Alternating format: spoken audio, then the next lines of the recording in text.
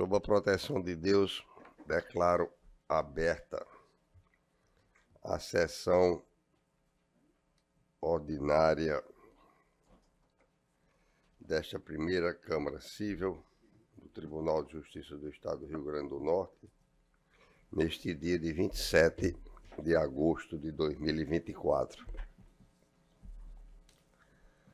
Leitura, discussão e aprovação da ata da sessão anterior. Desembargador Expedito Ferreira. Desembargador Cornélio Alves.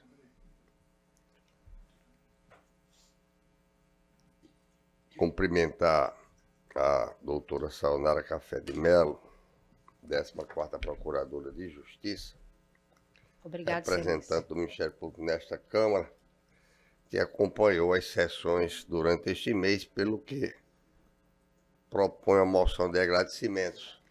Excelência, eu que gostaria de cumprimentar Vossa Excelência, desembargador Cláudio Santos, desembargador Expedito, desembargador Cornélio, a todos os senhores advogados presentes, inclusive na online, aos servidores, e dizer que é sempre uma honra estar tendo assento na primeira Câmara Civil, e dizer também, informar que no mês de setembro também me manterei por aqui, Excelência. Então, o que para mim é um enorme prazer. Então é um até logo, então. É um até logo. Muito obrigada, Excelência. Prazer para nós e honra da Câmara. E para mim uma honra. Muito obrigada. Expediente. Na ordem administrativa, nós estamos iniciando a sessão sem a presença do excelentíssimo desembargador Delermando Mota, que deve estar chegando em pouco tempo, para agilizar os processos dos quais ele não participa. E também informar Vossas Excelências que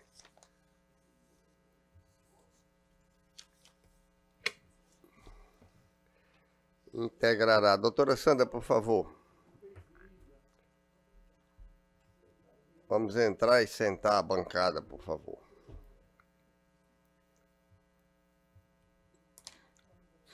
Na ordem administrativa, proposições e comunicações. Também informar que a doutora Sandra Lali participará dos processos com ampliação de quórum para os quais foi convocada. Proposições e comunicações. Desembargador Expedito Ferreira.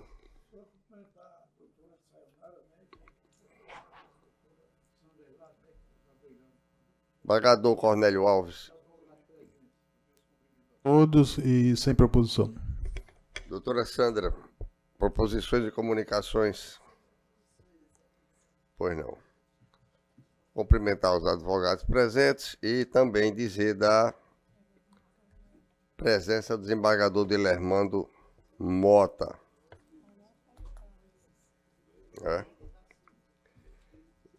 Diga, amigo. E vamos iniciar o julgamento do processo número 1 com extensão de quórum. Vamos dar prioridade ao desembargador Cornélio. Desembargador Cornélio e desembargador Expedito, nós vamos iniciar pela extensão de quórum. O número 1. Advogado Rafael Gouveia Costa dos Santos. Está presente?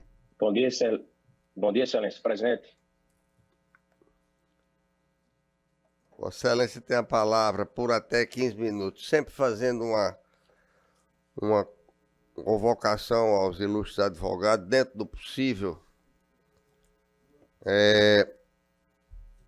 abreviar no que é possível, respeitando a prerrogativa de cada um, os 15 minutos legais. Com a palavra, doutor, por favor. Bem, primeiramente gostaria de dar bom dia a todos, saudar todos os presentes.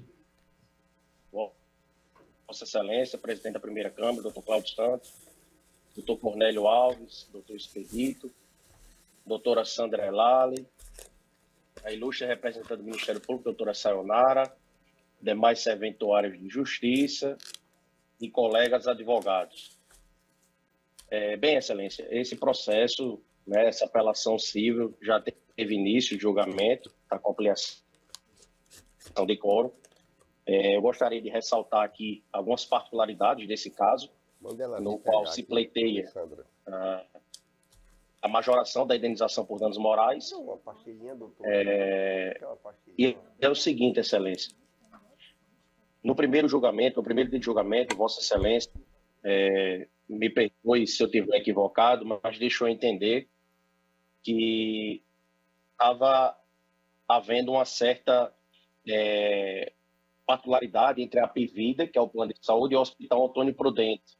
E não houve uma negativa do Hospital Antônio Prudente, e sim porque estava na época da pandemia, no pico, o hospital, por estar lotado, não teve como comportar a falecida, nos autos, que os autores, os apelantes, são os herdeiros dela, o pai e a filha, certo? Mas, na verdade, tinha vaga para internação no hospital e foi negado simplesmente por carência contratual, numa paciente que já tinha mais de 100 dias de plano na época dos fatos, certo? E que só foi internada, essa paciente, realmente através de medida judicial, no diário, no plantão judiciário, após 48 horas em sala de observação, quando deveria estar internado.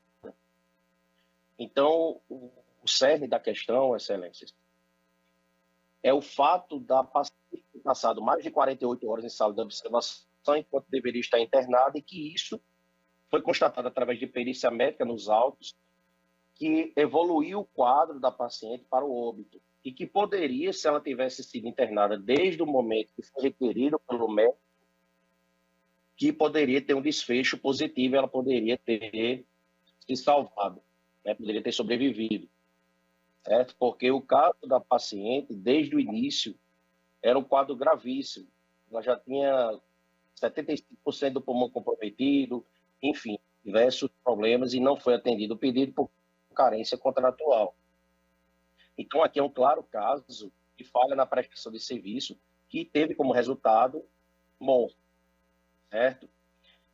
E, assim, as particularidades desse processo, como já foi dito, não foi uma questão de ausência de vaga, e sim, realmente, uma medida comissiva da negativa de cobertura, no caso cristalino de urgência e emergência, além de essa criança, que na época dos fatos, filha da paciente, tinha 13 anos, hoje conta com 16 anos, tem como único responsável o primeiro apelante, que é o Antônio Carlos, que é o pai da falecida, que é uma pessoa idosa, viúvo, com poucas condições financeiras, e ficará responsável pela criação e condução da criança, e é uma criança especial, diagnosticada com retardo mental moderado, microcefalia.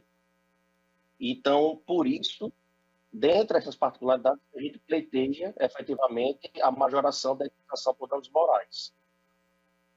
É basicamente isso, Excelência. Eu gostaria de pedir a compreensão e o entendimento de Vossas Excelências no caso em deslinde, porque, de fato, existem muitas particularidades que devem ser observadas. Agradeço a palavra e saúdo a todos. Voto está posto. Nós temos agora os votos do desembargador Cornélio e da doutora Sandra na questão. Já foram lançados os votos.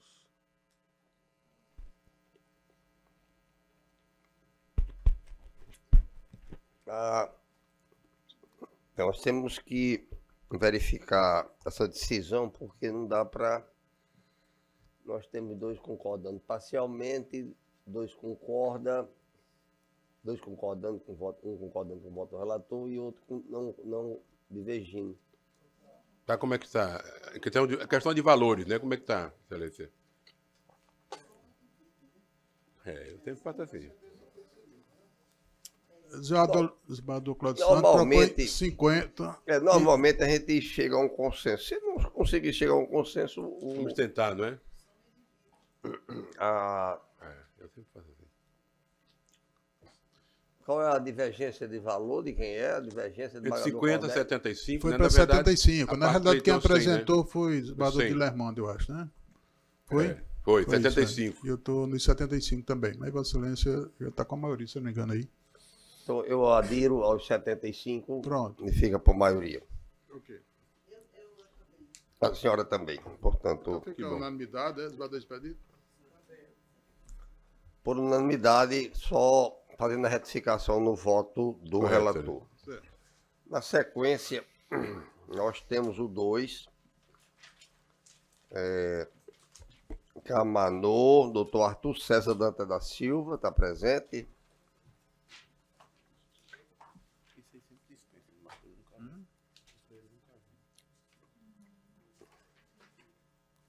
Doutor Arthur César está presente.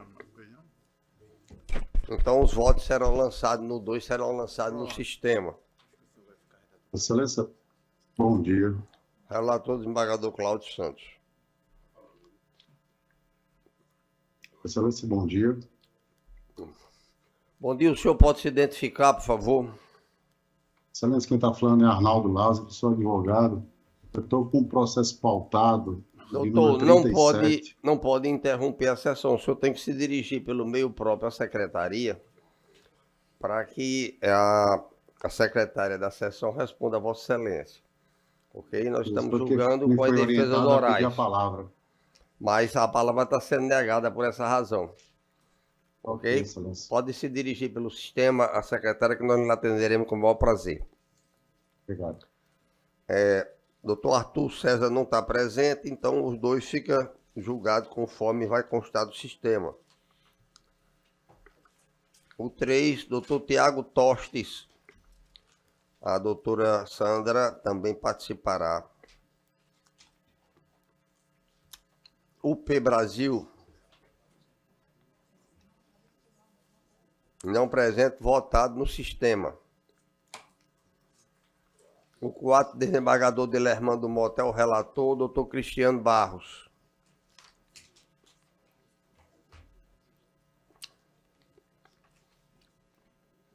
Estão dando provimento o desembargador Cornélio Alves e Cláudio Santos. Não é isso, desembargador Cornélio? 4.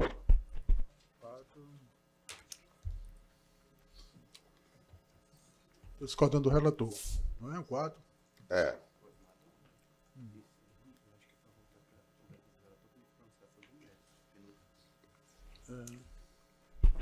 Desbardou Dilemando. Pois não, só registrar aqui. O 3 eu não participo, né? O 3. Não é isso?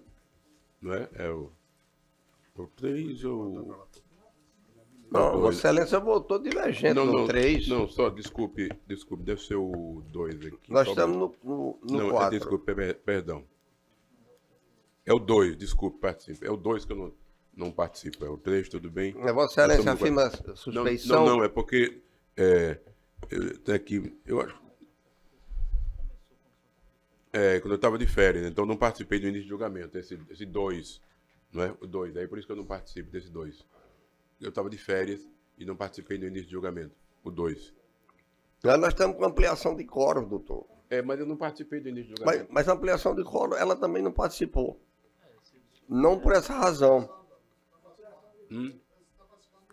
Ampliação, sim, Vossa Excelência está sendo convocado para ampliação. Tudo bem, então, lança a voto. Bom, tudo bem, entendi. Vossa Excelência Correto, verifica aí e está no sistema. Não, mas está correto, Excelência. É o 2, está correto, vou lançar a voto. O do 4 é da relatoria de Vossa Excelência, o doutor Cristiano. Com a palavra, por favor, doutor Cristiano. Excelentíssimo senhor presidente, desembargador Cláudio Santos, excelentíssimo senhor relator, desembargador Dilermando Mota, a quem peço licença para cumprimentar os demais membros da CURP. Excelências, primeiro tema dessa sustentação oral diz respeito ao princípio da surpresa, o da não surpresa. É consagrado no Código de Processo Civil, e é princípio de processo, que o juízo deve sempre intimar as partes para falar sobre os temas que não tenham sido oportunizados à defesa de ambas as partes se pronunciar, mesmo que possíveis de conhecimento de ofício pelo juízo. E esse caso é um caso extremo, excelências, porque ao receber a inicial, o juiz julga improcedente a demanda, extingue o processo por decadência, por suposta decadência do direito, sem intimar a parte para se manifestar sobre essa suposta decadência. E o artigo 9º e 10º do CPC vedam esse tipo de comportamento, existindo precedente, inclusive desta Câmara, de relatoria do desembargador Expedito Ferreira, o processo número 0811-44181-2019, 820-5001, foi unânime ao se afirmar que não é possível esse tipo de comportamento e declarar a nulidade da sentença e o retorno dos autos ao juízo de piso para a oitiva da parte sobre o tema.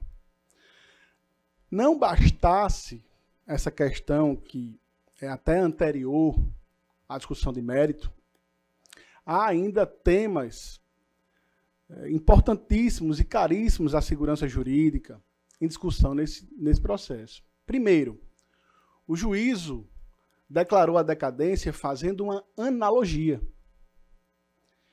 E as regras restritivas do direito de ação ou do exercício do direito, elas devem ser interpretadas sempre de forma estrita, literal, porque se está restringindo um direito.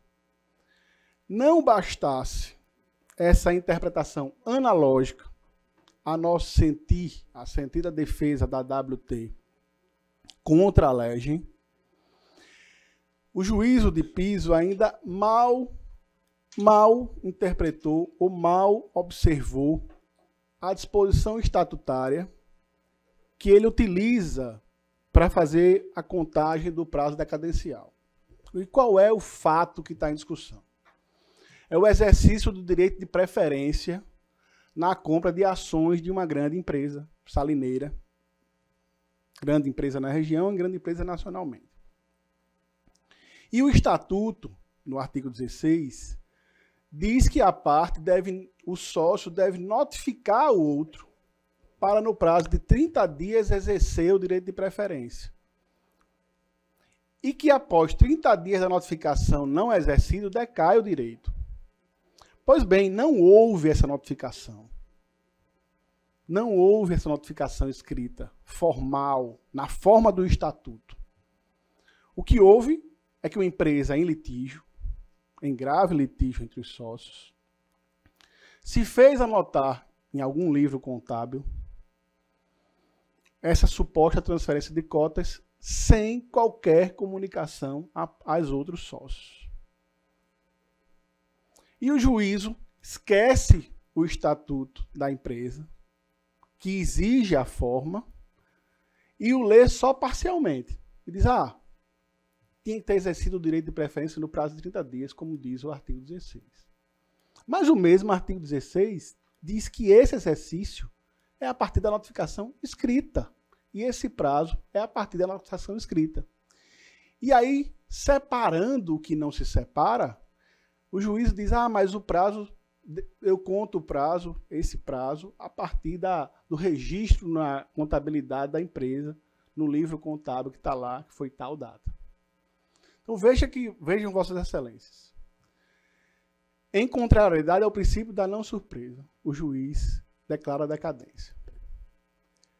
Por analogia, o juiz amplia a hipótese de decadência, portanto, contra a lei, ferindo o próprio estatuto que ele utiliza para fixar o prazo, para utilizar como norma base da decadência. E mais, excelências, a jurisprudência do Superior Tribunal de Justiça é firme ao afirmar que o prazo, nesse caso, ele é prescricional e não decadencial. E que o prazo ele é regido pelo artigo 205 do Código Civil e é decenal. Então, ainda fere a sentença de piso essas conclusões em firme jurisprudência. Ora, excelências, dá a interpretação que o juízo de piso, com todo respeito, deu, é permitir que um sócio em litígio rasgue o estatuto e coloque em entrelinhas disposições tão graves quanto a transferência de cotas. E o sócio minoritário vai ter que, a todo tempo, buscar a exibição judicial de documentos para avaliar linha a linha se seguiu alguma ilegalidade. quando o estatuto da empresa, e esse estatuto é a lei maior entre as partes, exige, no caso, a notificação escrita, justamente para que haja segurança a todos. Então, sem maiores delongas, porque o tema, embora envolva uma grande empresa e o litígio tenha grande monta, mas o tema é de segurança jurídica, de observância do pacto societário e de impossibilidade de interpretação extensiva e, em surpresa às partes, das regras restritivas do direito de ação ou do exercício do direito, ou seja, de prescrição ou de decadência.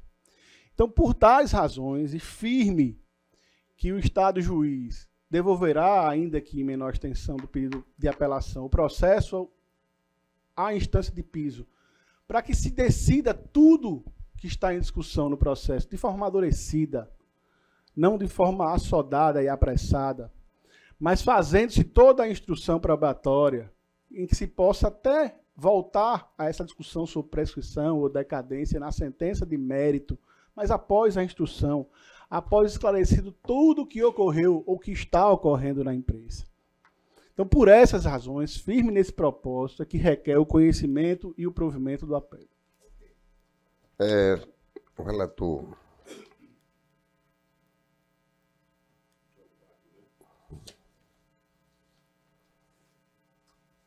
A maioria divergente de Vossa Excelência, mas Vossa Excelência poderá. Não, tudo bem. Então, o relator. Fica vencido. Né? Para o acordo, embargador Cornélio Alves. Na sequência, nós temos o processo número 5, mas o desembargador João Rebouças não pode comparecer. Tem como advogado doutor Bruno Leonardo Pires Regis de Carvalho. O desembargador está na outra Câmara. Mais alguma ampliação? Os processos com ampliação, me parece que se findaram, desembargador. Doutora Sandra. Então, Excelência. Agradecemos a presença de Vossa Excelência, mas se Vossa Excelência quiser nos dar o prazer de sua presença aqui durante a manhã, abrilhantará a nossa Câmara. Nós temos aqui apenas a doutora Sayonara, e aí aumentará a presença feminina na nossa Câmara, com prazer. Obrigado. Bom dia para a senhora. Bom dia. Vamos priorizar, portanto, agora os advogados presentes. Pois não. O 5 e o 6, o desembargador João não virá, não é isso? O E 5 doutor não. Eduardo. É o 5 e o 6? É o 5 só. Somente o 5? Só o 5. É ampliação. Certo. Mas o desembargador João não vem? Não veio. Não Aí vai eu ter. vou saber dele se ele dispensa a presença dele, porque aí Ok, na próxima a gente... tá certo. Tá certo? Então... Excelência, como eu estou inscrito nesses 5, eu aguardo então, né? Se o desembargador João vai dispensar a presença dele ou se vai ficar para a próxima, é isso? Não, vamos deixar para terça-feira de qualquer maneira, porque a doutora Sandra já saiu. Na terça-feira, se Deus quiser, a gente julga. Acredito que o desembargador João não fará questão da presença dele aqui. E aí Legal, nós já vamos excelente. estudando, viu, desembargador? Não, porque tem suspeição minha e do doutor Expedito. E aí estão convocados o desembargador João Rebouças e o doutor Eduardo Pinheiro. O desembargador João já veio e já trouxe um voto divergente. O doutor Eduardo já votou. Então, com a dispensa da presença do desembargador João, já que o doutor Eduardo já declinou, poderemos votar na terça-feira com a doutora Sandra a qualquer hora. Há um advogado que pediu prioridade no 37.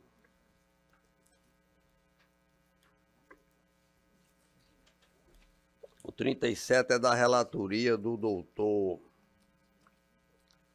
É minha. Guilhermando Mota. Acreditando aí, sem dúvida, na boa-fé, na palavra do advogado, Doutor José Arnaldo Lázaro está presente, doutor? Sim, Excelência, estou presente. Pois não, Vossa Excelência poderá usar da palavra, não é praxe nossa não, mas nós estamos abrindo essa exceção para Vossa Excelência.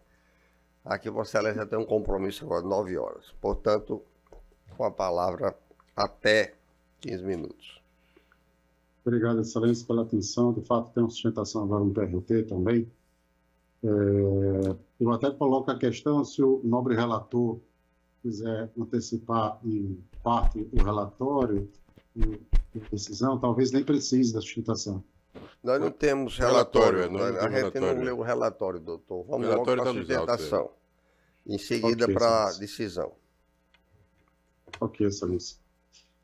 Esse processo, senhor presidente, trata-se de uma demanda de contrato bancário e foi trazido a esta corte, essa apelação, e de forma inicial, em duas preliminares de extrema importância, que nós fazemos destaque, e é em decorrência do devido processo legal que foi ferido no primeiro grau. O juiz de primeiro grau, por meio de uma designação de autoridade em ato ordinatório, negou a produção de prova, a instrumentalização dos autos, e isso trouxe um prejuízo enorme para os apelantes, porque foi negado a eles a produção de prova, especialmente a prova pericial, em virtude de se tratar de contratos bancários complexos, com diversos cálculos de correção monetária, de juros e outras matérias pertinentes ao caso. Então, um dos argumentos que foi trazido pelo magistrado de primeiro grau foi que o processo estava incluído da meta 2 do CNJ. Então, por isso, a celeridade e a negativa de uma audiência, inclusive de conciliação. Então, nós entendemos, Excelência, que, em virtude dessa negativa do direito ao contraditório, à ampla defesa, esse processo seguiu de forma incorreta. E, em segundo lugar, Excelência, temos uma questão muito delicada, que é quanto à incompetência de jurisdição e legitimidade postulatória ativa. Esse contrato, ele foi constituído com lastro do Fundo Garantidor, chamado FGO. E o titular desse Fundo Garantidor é o Tesouro Nacional, na representação da União. E por esses motivos, Excelência, nós entendemos que a competência é da Justiça Federal e o legitimado ativo para figurar nessa demanda, nessa ação de cobrança, seria a própria União, através do Fundo Garantidor. Tá? Inclusive, tem nos autos, Excelência, uma cláusula contratual que diz expressamente que o FGO é quem tem o direito do crédito em face dessa negociação bancária. Isso está na cláusula 7 do contrato. Então, assim, superando essas duas preliminares que Vossas Excelências irão julgar, passando de forma muito objetiva ao mérito do processo, nós temos aí, em nossa defesa, que tem que ser analisado a incidência do Código de Defesa do Consumidor, análise e exame de cláusulas abusivas nesse contrato, e aí são diversas cláusulas que, ao nosso entender, são cláusulas que ferem a relação banco-cliente, tá? E, em face disso, inversão do ônus da prova com a aplicação do CDC e outras matérias de mérito. O fato, Excelência, é que esse processo ele não é um processo executivo. Ele é uma ação ordinária de cobrança. E ela deve resguardar os princípios instrumentalizados para esse tipo de ação. E o que nós vimos foi uma demanda sendo tratada como um processo executivo, negando às partes o amplo direito ao contraditório. Então, o nosso apelo que nós trazemos a essa corte é que, diante da apreciação de Vossas Excelências, seja reformada a decisão e que esse processo retorne ao juiz de primeiro grau. São essas as considerações, Excelência, e passo a palavra para a presidência. Pois não, doutor. Com a palavra o relator. Embargador Dilermando. Quero crer que a ementa conclui pelo desprovimento do recurso, não é? Ok. Se precisar ler a ementa, Não. eu lerei. Conclui pelo desprovimento do recurso, não sei como é que estão os demais votos. Está unanimidade. A unanimidade, pelo desprovimento do recurso. Nós temos a presença do doutor Bruno Saldanha no 20 e no 40, embargadores Expedito e embargador Cornélio. Doutor Bruno.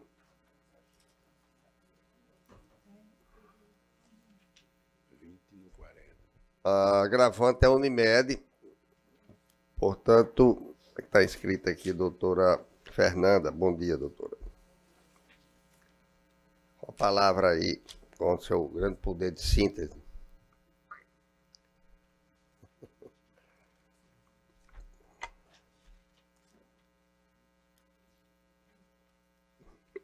É a mesma matéria? É a mesma matéria, doutora Fernanda. 20 e 40. 20 e 40. Inclusive, em ambas, somos advogados nós e o doutor Bruno Saldanha. Muito bom dia, excelentíssimos desembargadores, julgadores aqui da primeira Câmara Civil do Tribunal de Justiça do Rio Grande do Norte. Cumprimento ainda a ilustre representante do Ministério Público, aos colegas advogados e aos serventuários desta casa. Excelências, no agravo número de ordem 20, a Unimed Natal é parte agravante, né? E estamos tratando basicamente do mesmo tema que tratamos no número de ordem 40, como adiantei o desembargador, excelentíssimo desembargador Cláudio Santos, no sentido de que as decisões que estão sendo agravadas pela Unimed Natal, elas buscam a reforma de uma decisão que determinou que a Unimed Natal fosse obrigada a custear o tratamento de multiterapias, de terapias multidisciplinares, para beneficiário que está no transtorno do espectro do autismo fora da rede credenciada. O particular relacionado a estes casos é que os beneficiários dessas duas ações, das ações originárias, elas não residem na comarca de Natal, elas residem no interior, na cidade de Apodi. Né? Em razão disso, elas pleiteiam que o tratamento seja deferido dentro do estado do Rio Grande do Norte, na cidade de Apodi. E a Unimed Natal, seguindo a resolução 566 de 2022, disponibiliza o tratamento dentro da rede credenciada no município de Mossoró. Então, no sentido de requerer dos senhores julgadores que a Unimed Natal ela seja, sim, obrigada a custear um tratamento que está dentro do rol da ANS, mas dentro da sua rede credenciada, que é os limites dos termos contratuais, né? Dentro da sua rede credenciada no município vizinho, que é o município de Mossoró. É assim a nossa manifestação, mas que alternativamente, que se os senhores desembargadores não entenderem dessa maneira, que seja, se determinarem que a Unimed Natal é obrigada a custear o tratamento dentro do município de Apodi, que se faça, então, a devida ressalva para que o valor a ser custeado seja limitado ao valor de tabela, porque esses são os limites dos termos contratuais e mesmo da previsão da Lei 9656 de 98. Então, espero ter sido breve nas minhas razões, considerando que esse tema já foi amplamente debatido e, de maneira geral, os aspectos mais importantes que precisavam ser evidenciados nestes recursos são exatamente esses. Obrigada pela compreensão e atenção de todos os julgadores. Desembargador Expedito, doutor Bruno, só um minuto, por favor, porque está favorável a Vossa Excelência, só com um aspecto aqui, é que o pergunta ao relator se realmente está, como a gente tem votado com os precedentes, se essas indenizações fora da rede credenciada, esses pagamentos se estão observando a tabela da Unimed.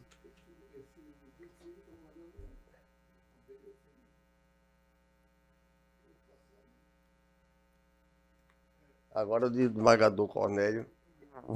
Tem o meu voto divergente. Que eu acompanho. Eu participo do 20. Para pagar integral. O do 20, eu participo do 20 e 40 não. Com a limite a Unimed. Estou acompanhando o no 40, está explícito no 40, desembargador, que eu voto no 40, a questão do limite. Não, o limite não. Está mandando pagar integralmente. Integralmente. integralmente. O 40 eu não participo. E excluindo também o dever do custeio de assistente terapêutico. Né? O STJ tem afunilado muito a decisão no sentido de que seja na rede credenciada.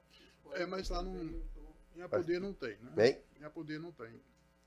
Não tem, mas a gente tem Não votado, pelo que eu me lembro, limitado à tabela da Unimed. Aí,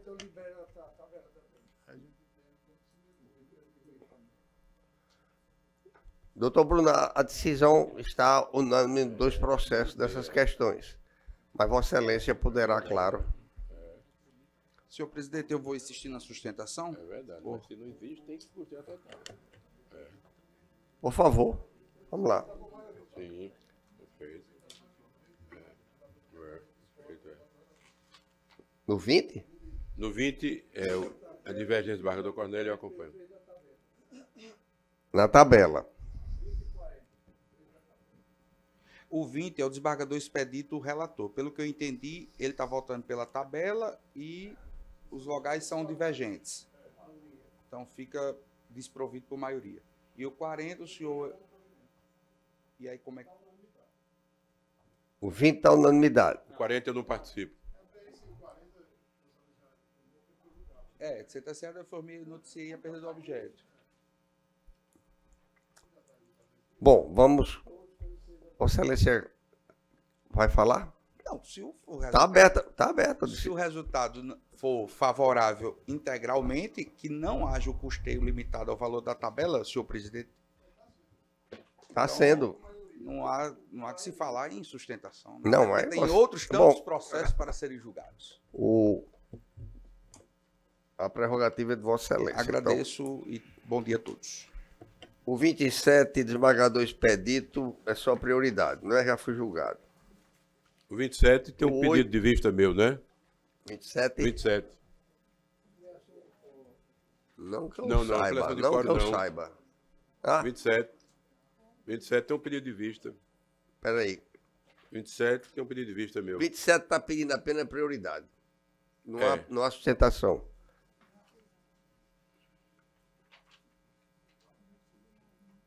Não há sustentação. Né? Vossa Excelência está colocando voto. Tem um voto vista meu. Ok. Um voto vista meu. Está lançado já? Está lançado. Ok.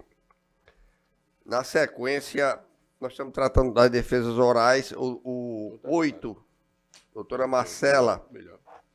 Menos mal. Vai. É verdade.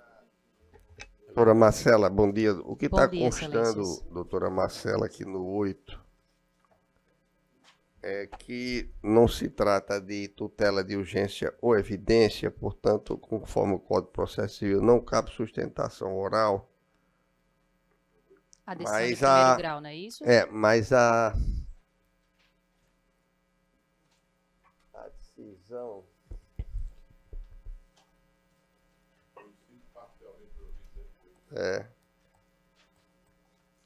Vossa Excelência, se me pode desocupar no prazo de 15 dias. Isso, perfeitamente. Vossa Excelência concedeu tutela antecipada recursal nesse agravo de instrumento, isso, determinando tá o despejo, determinando o despejo voluntário. Vossa Excelência haverá de ler na publicação oficial, mas a decisão é nesse sentido. Confirmando a tutela, não é isso, Excelência? Exatamente. Muito obrigada, um bom dia de trabalho a todos. Na sequência, o 4 já foi, o 5, desembargador Cornélio, doutor Bruno Leonardo. Esse é com quórum ampliado, não pode ser, não é? 43, Melquíades Peixoto, do desembargador Cornélio, 43. Doutor Melquíades. 43, do desembargador Cornélio.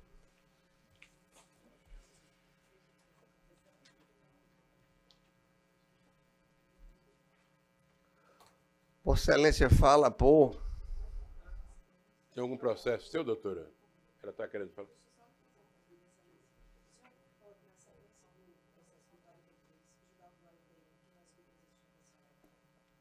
Pois não, doutora. Você quer ceder o lugar a ela? 41, por favor, vá lá.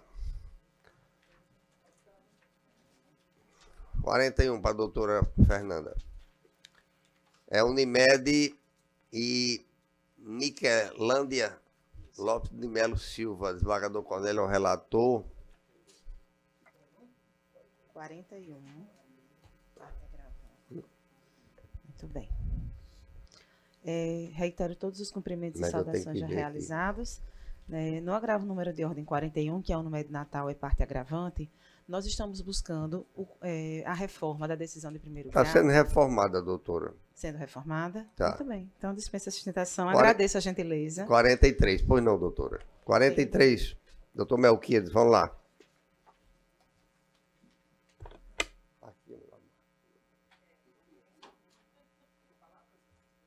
Sim. 43, desembargador Cornélio.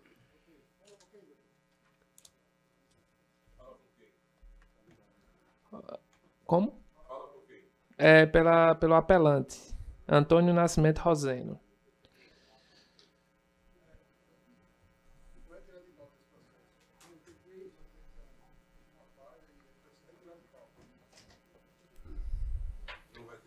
Não, vai não. Sei, né? Ok, Eu obrigado. acho que foi até avisado a Mônica, foi, mano? Bom, o relator está tirando de mesa. Não, de pauta. De pauta mesmo. Retirado de pauta, portanto, 43 para reexame. Obrigado. 41 foi julgado. 16, doutor Ricardo César. Bom dia, Excelência. Pois não, doutor Ricardo. Excelência, me confirma só quem são as partes, por favor, que eu tenho 2 sustentações hoje. Pois não, Estado do Rio Grande do Norte, 16, e doutor Alisson Neves Freire. Perfeito. Vossa Excelência fala por quem, doutor? Por Alisson. É uma apelação civil, né? Isso, correto, do Estado. Sobre o fim de fila. Sobre o quê? Fim de fila. Em concurso público. Fim de fila em concurso público. Nós estamos aqui, por maioria, negando. Há um voto divergente, desembargador Expedito, não é isso? Então vai ficar para ampliação de quórum. Pela apelação. Então, Vossa Excelência na ampliação. Sem divergência, já não? faz a... Não, o 16 não. Ah, 16 não, é.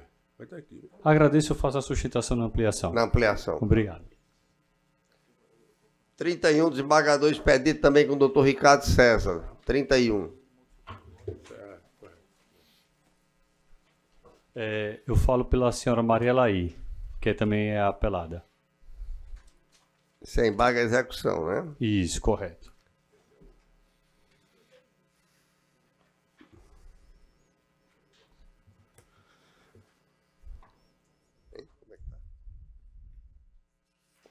Fala pela apelante, não é? Não, pela apelada. A senhora Maria Laí. Está sendo negado provimento.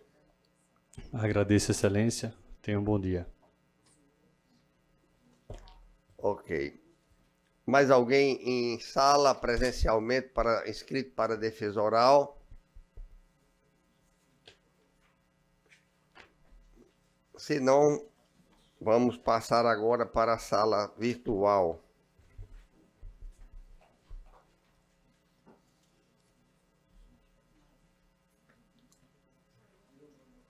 O 6 foi juntado o voto vista do desembargador Guilhermando Mota.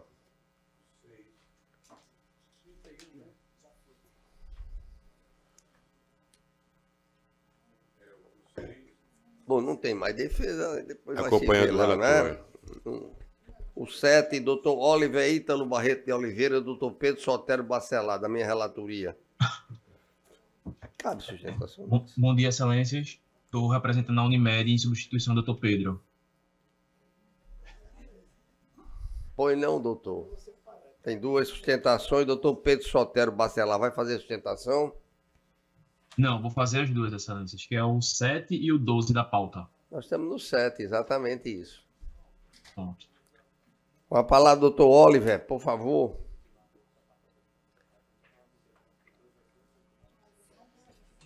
O 7, doutor Pedro.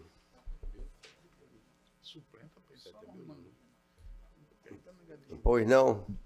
Excelência, meu nome é Deison. Eu vou fazer em substituição do doutor Pedro.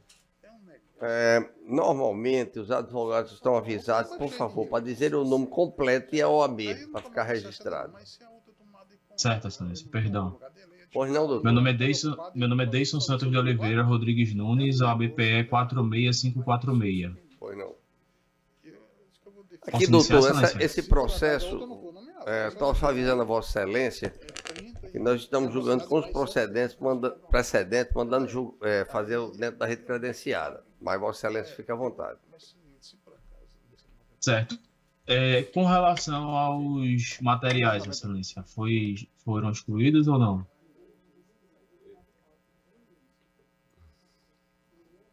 Porque Vossa Excelência, como relator, tem proferido decisão para manter internamento e anestesia, mas tem excluído honorários e materiais. Apenas os necessários à intervenção cirúrgica. Apenas os necessários à intervenção cirúrgica. Certo, então eu vou sustentar apenas com relação a essa parte dos materiais. Como é que vai mandar fazer a cirurgia sem ter os instrumentos, a linha lá para costurar? Como é que justifica isso? Mas Vossa Excelência fica à vontade. Certo. Bom dia a todos, eu me chamo Deison Santos de Oliveira Rodrigues Nunes, OABPE 46546. Estou representando a Unimed Natal, hora gravada nos presentes autos. Gostaria de inicialmente cumprimentar Vossas Excelências, Dr. Cláudio, Dr. Expedito, Dr. Dilermando, Dr. Cornélio, também a ilustre representante do Ministério Público, doutora Sayonara, colegas advogados e servidores que tanto nos auxiliam no cotidiano. O presente caso versa sobre um pedido de procedimento chamado osteoplastia de mandíbula. Esse procedimento em si, ele é sim de cunho bucomaxilofacial. A questão controvertida nos autos diz respeito à análise feita pela junta odontológica que ratificou que o procedimento ideal, correto, para o caso do agravante não seria o procedimento de osteoplastia de mandíbula, que, reitero, ele é bucomaxilofacial, mas sim o procedimento requerido para o quadro clínico dele seria a exodontia, que seria apenas a simples extração de dentes. E em virtude disso, houve a negativa da Unimed, tanto no fornecimento, tanto na autorização dos procedimentos, como dos materiais odontológicos requeridos pelo agravante. No caso, os materiais comumente constantes em bloco cirúrgico, eles, de fato, estão autorizados pela operadora, como, por exemplo, como Vossa Excelência até falou, linha para sutura, alguma necessidade de sucção e demais maquinários. Então, em virtude disso, houve a negativa por se tratar de um procedimento puro e simples de cunho odontológico. Também foi autorizado o internamento e anestesia pela Unimed. O ponto de destaque nesse caso, que seria para que não houvesse o preenchimento dos requisitos autorizadores da liminar, excelências, seria o seguinte: não há comprovação de risco nem resultado útil ao processo, uma vez que a solicitação médica, nessa solicitação consta que o procedimento é eletivo, ou seja, não há urgência nem emergência. E, além disto, o laudo médico que foi juntado nos autos, ele é datado de 14 de abril de 2023. E a ação foi dada entrada apenas em 7 de maio de 2024. Ou seja, há uma suposta urgência, mas mesmo havendo essa suposta urgência, só se entrou com a ação 1 ano e 1 mês após a negativa da Unimed e após a expedição do laudo médico.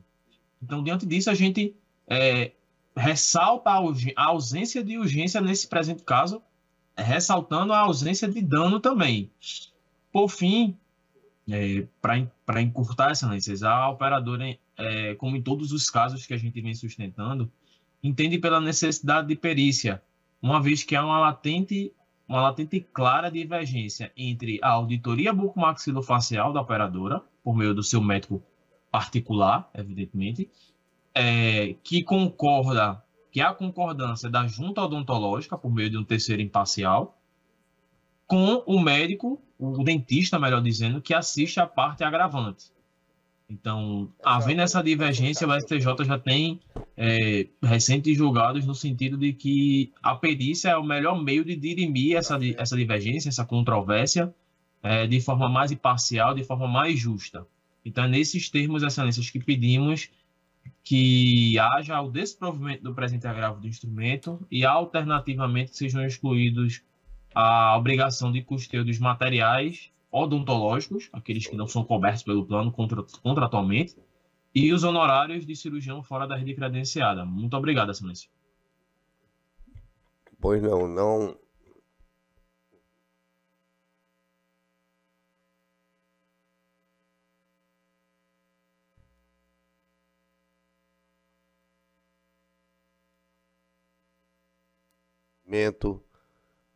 Para a cirurgia com os materiais imprescindíveis ao ato médico. O 8, Marcela Maria já foi julgado. O 9, Indembeck Fernandes Dutra. Com licença, senhor presidente. Meu nome é Sarita Furtado, da Câmara Oliveira, OAB 19.788. E peticionamos ontem um pedido de retirada de pauta em virtude do advogado que habitualmente sustenta, Indembeck Fernandes Dutra, está em trânsito aéreo no momento e ele gostaria de participar do julgamento e pediu a retirada do mesa, na verdade. Doutora, Vossa Excelência fala com a Secretaria pelo sistema. Não pode haver intervenção desse tipo, mas Vossa Excelência será atendida imediatamente pela Secretária da Sessão, ok? Muito obrigada. Pois não. Doutor Indembeck está em mesa, não está? O 9 fica julgado conforme consta do sistema. Do 10, Elaine Ferreira Arantes.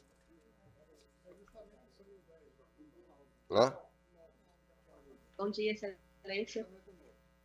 O 9, portanto, fica para o final.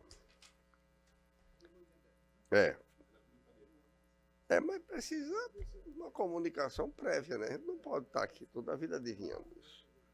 Não, eu vou dar a palavra para ela no final. Deixa o 9. E o 9, doutora Silvana Fernandes Lacerda, doutor Indembeck, foi dado provimento. Ok? Diga ela aí, que ela agora apareceu. Ok. Doutora Elaine Ferreira Arantes, no 10. Sim, excelência, bom dia. Vossa Excelência fala pela agravante. Eu falo pelo agravante, o menor Beto.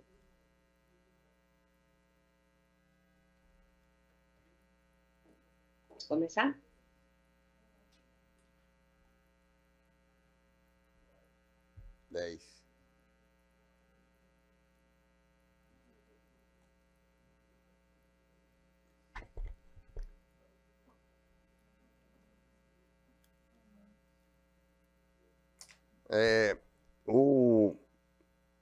O 10, que é a doutora Elaine, eu estou sendo vencido, por maioria está dando provimento ao agravo. E só para registrar, o meu voto é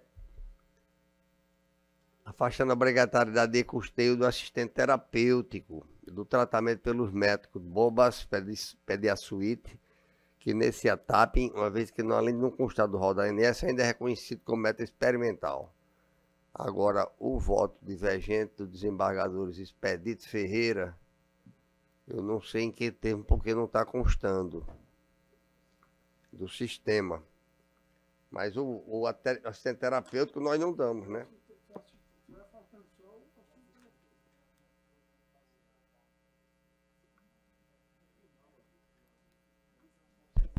Tem aqui, provimento ao agravo para incluir na tutela deferida a autorização de cobertura dos tratamentos multidisciplinares pelo método Bobat, Pediasut, Kinestoping, seguindo a coerência com os precedentes de minha relatoria, é a divergência que eu lancei Tá, no mas 10. aqui é... O 10. Aqui, doutor desembargador Edilermando... Pois não. É porque nós vamos ter que elaborar um acórdão, e o que está inscrito aqui pelo senhor Joaquim Gomes da Costa Neto, de ordem do desembargador Edilermando Mota. Então, como relator vai ser o desembargador expedito para o acórdão, que eu fica julgado dessa forma, não é? Sem o assistente terapêutico, não é isso? Ok? E aí, então, Vossa Excelência mandará elaborar o voto e o acordo. Ok, doutora? Ok, excelência. Eu agradeço e dispenso a sustentação. Pois não. O 11 é do doutor Rachid de Góes Pires.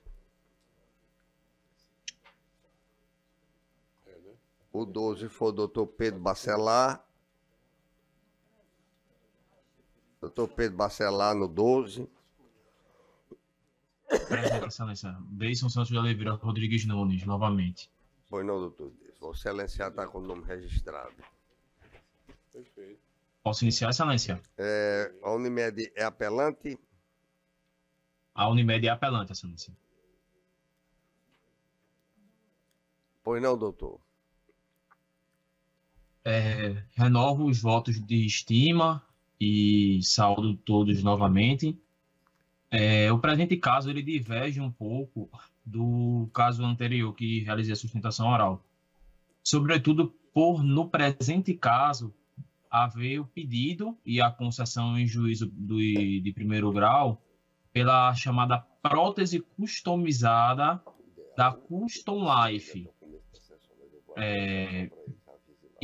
Os pontos que gostaríamos de destacar sobre o presente caso seria, em primeiro lugar, a perícia ter sido favorável à operadora, em primeiro lugar, por ter comprovado a ausência de utilização de alternativas terapêuticas pelo apelado. Em segundo lugar, foi constatado pela perita, a doutora Isabelle, que o osso do apelante sequer tinha condições de suportar o referido implante.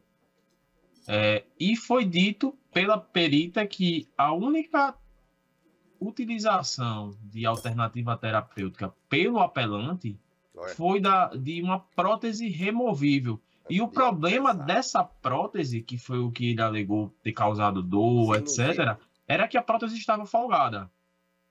Então, esse é o primeiro ponto que a gente gostaria de destacar, que a perícia ela foi favorável, dispensando a utilização da prótese. Em segundo lugar, foi destacado também que a prótese ela seria a única alternativa viável, a prótese da Custom Life, vale destacar, a única alternativa terapêutica viável para o caso do apelante, perdão, do apelado. Contudo, esta prótese sequer possui registro na Anvisa. E em recente estudo da Revista Internacional de Implantodontia, envolvendo cerca de 230 a 250 pessoas, foi constatado que essa prótese ela tem um alto grau de exposição dos implantes a curto espaço de tempo. Ou seja, os implantes eles ficam aparentes, causam secreção e podem, inclusive, causar infecção generalizada na boca da pessoa que está recebendo a prótese.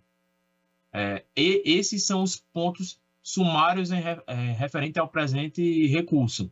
Né? Alternativamente, a operadora gostaria de solicitar, em caso haja manutenção da condenação para a realização dos procedimentos, que sejam excluídos desta obrigação o ônus de arcar com os materiais, inclusive esta prótese, que ela não é recomendada pela literatura e nem pelos profissionais de implantodontia e bucomaxilofaciais, que sejam excluídos honorários e profissional não credenciado, e também danos morais. É nesses termos, excelências, que pedimos o provimento do presente apelo. Muito obrigado.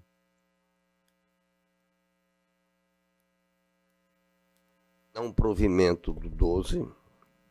Na sequência, nós temos o 13. Provimento parcial. pela forma convencional, é isso. Mas vai tomar conhecimento lá pela decisão. O 13, doutora N. Ange Soledade Bittencourt de Araújo. Não presente, julgado. O 14, doutor Tiago Tostes, do UP Brasil. O 15, Maria Luana Teodósio Lucena, município de Areia Branca, e Dilcilene Maria da Conceição. Negado provimento ao recurso. O 16, Ricardo César Ferreira Duarte Júnior. Já foi para ampliação. 17, Dávila de Souza Braga.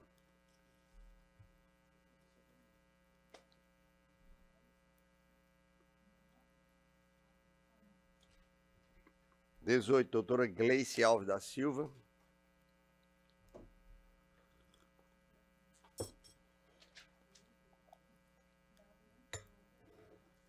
Bom dia, Excelência. Pois não, de quem se trata? Eu me chamo Dávila Braga, sou advogada da apelante do 17. Pois não, doutora. Você vai ser depois do meu julgamento do 17? Não, 17 pode falar, está na ordem. Primeiramente, quero agradecer, quero cumprimentar o presidente, cumprimentar o relator, os nobres desembargadores, o Ministério Público, os demais serventuários da Justiça aqui presentes e os nobres advogados presentes aqui na sessão. Bem, eu sou advogada da parte apelante, que é uma empresa séria, uma empresa que honra seus compromissos, que atua há mais de 30 anos no mercado da locação de máquinas e equipamentos para a construção civil. E as partes, Rede Máquinas e Implementos Rodoviários, fizeram um negócio jurídico, um contrato assinado entre as partes em 29 de junho de 2021. Ocorre que, após 2 semanas, o compressor, que é a máquina que foi alugada, apresentou problema. E prontamente a apelante recolheu a máquina para fazer uma análise, e constatou a avaria na máquina. Repassou o valor do orçamento para a parte apelada, na qual foi gerada 2 ordens de manutenção, 2 duplicatas, no valor de R$ 5.186,15, na qual a apelada não concordou com a cobrança da avaria e requereu um laudo feito pelo engenheiro. E assim a apelante, demonstrando de boa fé e clareza das informações, realizou o laudo. E mesmo assim, resignada, a apelada não concordou com a cobrança. Informo que é padrão da apelante realizar o checklist de entrega e devolução dos equipamentos. Então, a máquina, houve o checklist de entrega em que ela foi entregue em perfeito estado de conservação e uso, assinado por ambas as partes. Nobres julgadores, percebe-se que a má-fé da apelada não juntar nos autos o referido laudo em que ela mesma solicitou que fosse realizado. Então, isso demonstra a má-fé da apelada em não reconhecer a cobrança e estar usando o Poder Judiciário para tentar se livrar da sua responsabilidade contratual. A apelante, ela entende que agiu no seu exercício regular do direito, pois, no próprio contrato assinado entre as partes, na cláusula 4ª e na cláusula 6ª, estabelece que a máquina tem que ser devolvida conforme foi entregue, em perfeito estado de conservação e uso.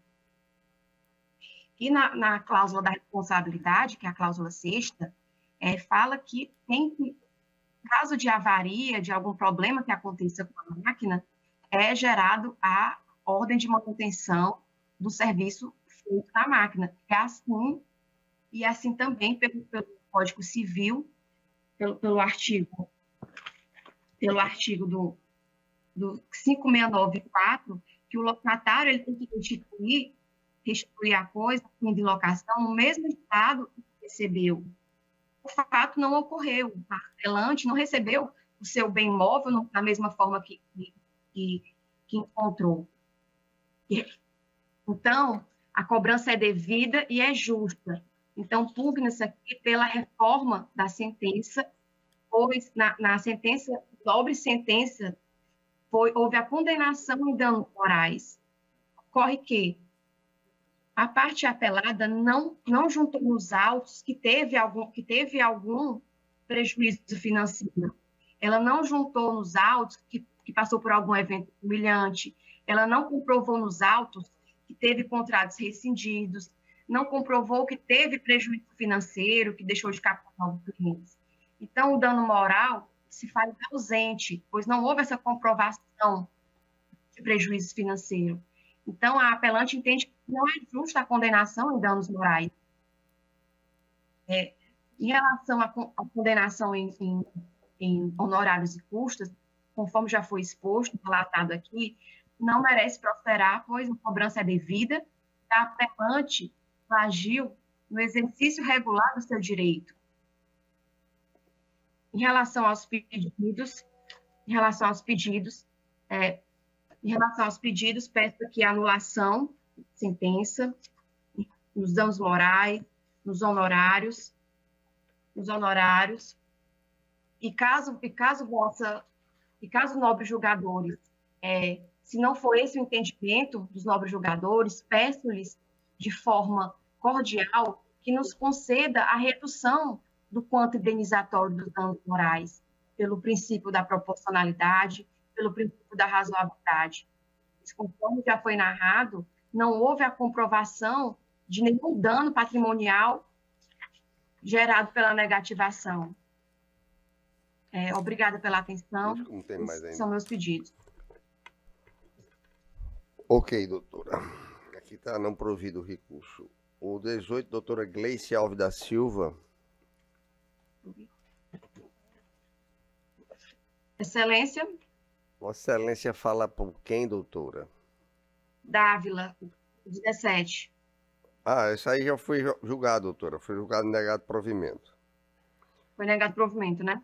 Perfeitamente. O 18, certo, doutora obrigada. Gleice Alves da Silva. Tá em sala, doutora Gleice? Bom dia, Excelência. Bom dia a todos. Pois não, doutora. Excelência, por gentileza, antes de iniciar a sustentação, gostaria de indagar Vossa Excelência, esse caso trata exclusivamente, essa apelação trata exclusivamente do deferimento de atendente terapêutica.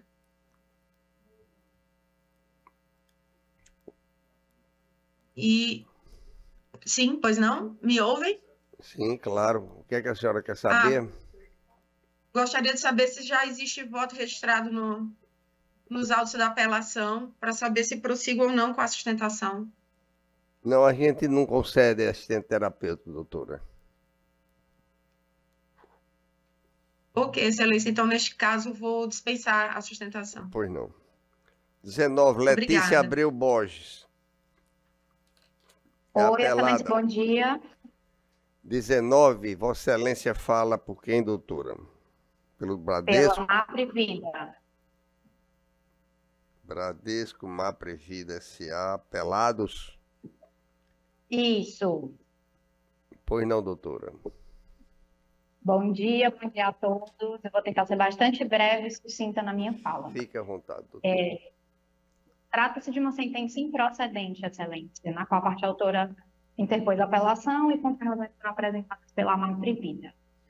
Bom, o que se busca destacar aqui, diante do novo entendimento do STJ acerca da matéria, é o fato de que a decisão de improcedência não deve ser alterada, eis que não há enquadramento da condição de saúde do autor nas funções contratuais da cobertura requerida, bem como do cumprimento do contrato pelas partes. O primeiro ponto que eu quero destacar é o fato de que, no que se refere à alegação de desconhecimento do segurado, do autor, da alteração da cláusula contratual, que é objeto desses autos, cláusula de invalidez permanente total por doença, IPD, para a cláusula de invalidez funcional permanente total por doença, IFPD, não merece prosperar a alegação do autor de desconhecimento dessa alteração, eis que o próprio autor, junto aos autos, certificado individual, no ID de número 1933946, certificado individual com a disposição dessas coberturas. Gostaria de destacar também aqui, tribunal, a carta que foi remetida ao segurado e juntada ao segurado nos autos no ID 1933948, ou na data de 21 de setembro de 2012, ou seja, antes da caracterização da invalidez alegada.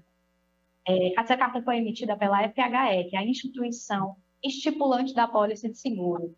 E essa carta explica claramente todas as razões de necessidade de substituição das coberturas, bem como das seguradoras que emitem esse documento, concedendo inclusive prazo ao apelado, segurado, para que, caso não concordasse com a alteração das cláusulas, reclamasse essa mudança. Essa reclamação nunca foi feita por ele, certo? Além disso, que desde 2007 ele foi devidamente informado pelo FHE, que é a empresa estipulou.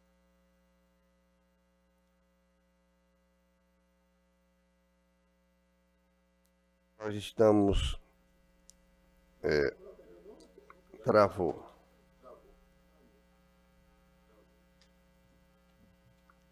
Vamos seguir. Qualquer coisa que ela tenha continuado, a gente volta, né? 19. Mas está mantido o acórdão, né? Então não tem muito. Eu acho. O 20, Rodrigo Menezes da Costa Câmara. Já foi? Excelente. Pois não, doutora, travou um pouco a comunicação de Vossa Excelência. Quer concluir alguma coisa no 19? Posso concluir? Pode, ou já tem claro, Como? resultado? Pode concluir. Vossa Excelência quer dizer mais alguma coisa? Eu queria só finalizar. Nós estamos rapidinho. adaptando ao que a STJ decidiu nesse caso, né? A gente conformar com o que decidiu o STJ. Mas Vossa Excelência pode concluir, por favor. Então, mantém-se a sentença de improcedência? Exato. O acórdão, Pronto, então, vou ler o acórdão para Vossa Excelência aí. Tá ótimo.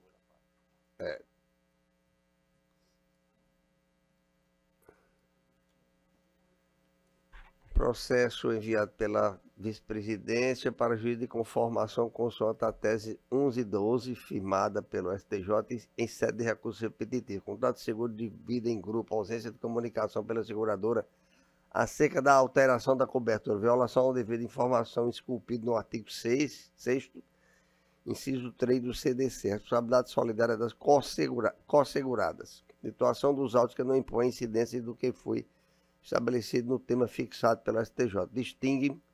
Distingue-se manutenção do acórdão. Ok, doutora? Bom dia. Ok, excelente. 20 já foi, 21. Doutor Raimundo Ivan Barroso Rodrigues Júnior. Presente julgado, 21. 22, Olavo Hamilton Aires Freire de Andrade. Esse processo, o desembargador Expedito Ferreira tirou para reexame. E está dando provimento. 22. 23, André Franco Ribeiro Dantas.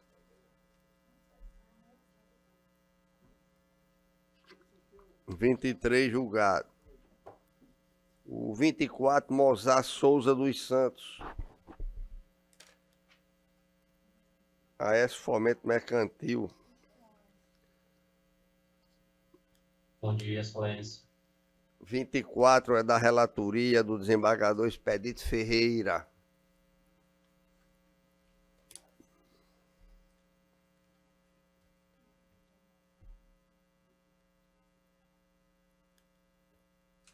O doutor Mozart vai falar?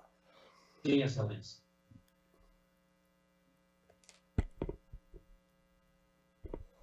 Vossa Posso iniciar? Pode, sistemática é chamando o nome e a pessoa falando. Pois não, doutor Mozart, vamos à sua defesa oral, por favor. Vamos sim, excelência. Primeiramente, queria desejar bom dia a todos. Eu quero ser bastante breve na minha fala, tão somente para esclarecer alguns pontos. Primeiramente, se trata de uma ação monitória, do qual foi julgada parcialmente procedente. Está falando, excelência? Perfeitamente, pode prosseguir. A ação monitória foi julgada parcialmente procedente, certo? Para que houvesse tão somente a condenação das pessoas dos sacados, certo? A IS, ela é uma empresa de factoring, certo? E na ação foi colocada no polo passivo a empresa factorizada e os sacados, bem como os co-devedores. O juiz de primeiro grau entendeu que só quem seria responsabilizado seriam os sacados, porque houve um mero inadimplemento do débito. E na visão do juiz de primeiro grau, caso isso ocorra, a empresa factorizada não seria responsável. Inclusive, juntando precedentes dessa corte, bem como do STJ, que diz exatamente isso. Ok. A ação ela é baseada em 2 pontos. Primeiro, o contrato de factoring, que tem uma cláusula de regresso, do qual responsabiliza a empresa factorizada caso haja um inadimplemento do débito. E o segundo ponto, que a gente traz na inicial, bem como no recurso, é que esses cheques, esses títulos executivos que foram negociados com a apelante, eles deixaram de existir. Eles foram cancelados, eles foram sustados pelo sacado. Ora, se houve o cancelamento, esses títulos deixou de existir. E aí entra na jurisprudência defendido pelo juiz de primeiro grau, que é assim como do TJ e do STJ, que diz que as empresas factorizadas, apesar de elas não responderem pelo mero inadimplemento do débito, ela responde sim pela existência e validade do título negociado. Se a gente está dizendo que o título deixou de existir, que ele passou a ser inválido, ele foi sustado, foi cancelado, puxa a responsabilidade para a empresa factorizada, bem como dos cedentes, bem como dos co-devedores. Então, o que a gente queria fazer, excelência, era esclarecer esses 2 pontos. Primeiro, existe um contrato com cláusula de regresso, esse foi enfrentado pelo juiz de primeiro grau, inclusive foi rechaçado. E o segundo ponto, o juiz de primeiro grau permaneceu silente, que é exatamente essa questão do cancelamento dos títulos. Ou seja, os títulos deixou de existir. Então, isso puxa a responsabilidade para a empresa factorizada e dos co-devedores. Então, essa segunda parte, que é do cancelamento do título, não foi analisado pelo juiz de primeiro grau e é um dos objetos da nossa apelação. E é nesse sentido, excelência, que a gente pede provimento nosso recurso. Agradeço a oportunidade. Pagador expedito é o 24, não é? Vossa Excelência está dando provimento, não é? É o 25, doutor Augusto César Ferreira da Silva Quintanilha. Bom dia, Excelência. Pagador expedito. Doutor, não sei se satisfaz a Vossa Excelência, mas aqui é um provimento parcial. Mas em que termos, Excelência? Provimento parcial? Eficácia pro futuro para o exercício financeiro de 2024. Sobre acreditamento do ICMS, reconhecendo o direito da parte autora no tocante a não incidência do ICMS sobre operações internas, estaduais e transferência de bens de estabelecimento próprios. Ok? Então, Excelência, mas aqui a gente está tratando de 2 operações em específico. Vossa Excelência, faça a sua defesa, por favor. Claro, Excelência. Trata-se aqui de ação anulatória ajuizada para cancelamento de um crédito tributário objetual de infração 137 de 2021, lavrado pela Secretaria de Fazenda do Estado do Rio Grande do Norte para cobrança de ICMS sobre as operações objeto de duas notas fiscais. As notas fiscais 22.045 e 22.046, que foram emitidas para cobertar a transferência de bens entre estabelecimentos do mesmo contribuinte no deslocamento entre sua filial do Rio de Janeiro com destino à filial localizada em Mossoró, no Rio Grande do Norte. Como se sabe aqui, como não há transferência de titularidade, não há a configuração do fato gerador do ICMS. Pois bem, a sentença apelada aqui foi desfavorável aos interesses da apelada, né? Foram julgados improcedentes os pedidos, com base no fundamento de que o STF, ao julgar a ação declaratória de constitucionalidade número 49, julgou a inconstitucionalidade do artigo 12, inciso 1º, da Lei Complementar 87 de 96, que permitia aí, os estados uma interpretação que viabilizava a cobrança do ICMS sobre essas operações, violando o fato gerador previsto na Constituição. E o fundamento aqui, Excelência, foi meramente a modulação dos efeitos.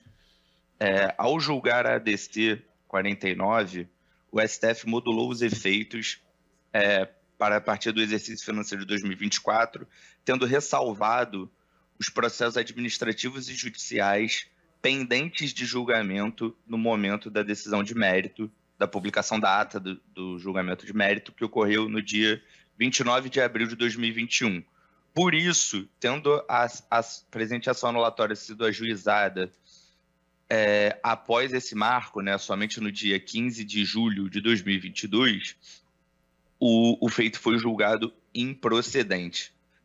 Mas aqui, Excelência, eu tenho 3 pontos para abordar de forma muito breve que demonstram a necessidade de reforma dessa decisão para que sejam anulados esses autos de infração.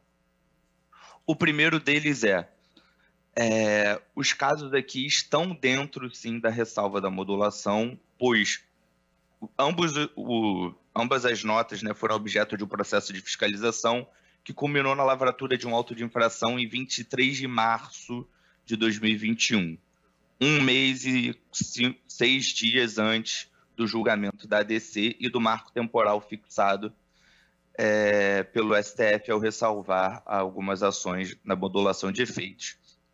Como se vê, Excelência, no momento de julgamento da ADC e da publicação da sua ata de julgamento, ainda restava pendente de encerramento definitivo o auto de infração, o processo administrativo formalizado pela lavratura desses autos de infração. Por esse motivo, a gente entende aqui que a gente está, sim, abarcado pela modulação e que os autos de infração deveriam ser cancelados com a consequente cancelamento da cobrança do tributo sobre essas operações. Meu segundo argumento, Excelência, está aqui sobre os fundamentos dessa modulação dos efeitos. Como se sabe, a Constituição só permite a cobrança do ICMS em operações em que há transferência de titularidade do bem, o que não é o caso. E isso levou os tribunais pátrios a criarem uma jurisprudência histórica, pelo menos desde 1996, quando editada a súmula 166 do STJ, que reconhecia o direito dos contribuintes de não ver tributadas essas operações. Isso se segue por um recurso repetitivo do tema 259 do STJ, julgado em 2010, e o tema 1099 da repercussão geral, julgado também em 2020, em paralelo à ADI. Ou seja, o ponto aqui é o seguinte, Excelência, não há alteração de entendimento que justifique uma modulação dos efeitos para permitir a cobrança do ICMS nessas operações. Quando analisamos o acórdão da ADC 49, vemos que a modulação dos efeitos aqui ela tem 2 objetivos principais. O primeiro objetivo é impedir que os estados da federação sejam alvo de pedidos de restituição do ICMS eventualmente recolhido nos 5 anos anteriores ao julgamento da ADC pelos contribuintes que, em seu planejamento tributário, optaram por recolher esse tributo, ainda que indevido em razão das suas inconstitucionalidades e ilegalidades. E, em um segundo momento, possibilitar que os estados tivessem tempo hábil a regulamentar a transferência dos créditos entre os estabelecimentos em razão dessas operações que não mais, que agora tem mais uma oportunidade reconhecida a não incidência do ICMS. Não é o objetivo da modulação, e nem poderia ser, a alteração da jurisprudência ou a alteração do entendimento sobre o mérito da questão. Justamente em razão desses objetivos fixados, justificativas da modulação dos efeitos, diversos tribunais pátrios, e aqui eu cito como exemplo o Tribunal de Justiça de Santa Catarina e o Tribunal de Justiça de São Paulo, já vem firmando jurisprudência de que, ainda que ações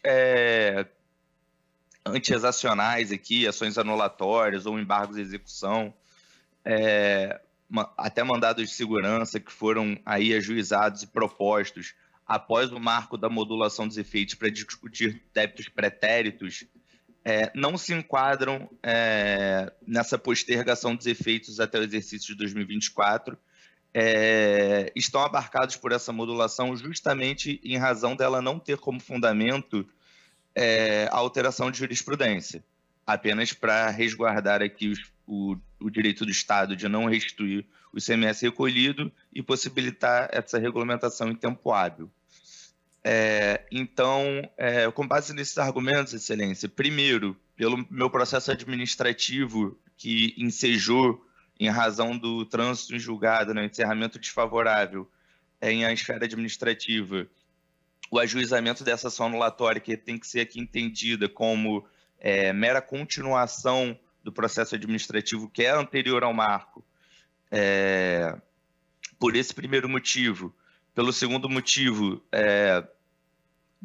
da modulação dos efeitos ter como objetivo impedir os pedidos de restituição e possibilitar a regulamentação, e não necessariamente validar a cobrança de fatos geradores pretéritos, e pela jurisprudência histórica dos tribunais superiores, pelo menos desde 96, em reconhecer a ilegalidade e inconstitucionalidade dessa cobrança, a gente pede o provimento da apelação para que seja anulado o crédito tributário objeto do auto de infração 137 de 2021.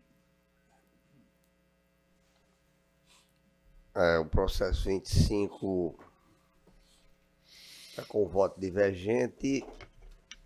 Vai haver ampliação de quórum, portanto, na apelação civil, doutor. 26,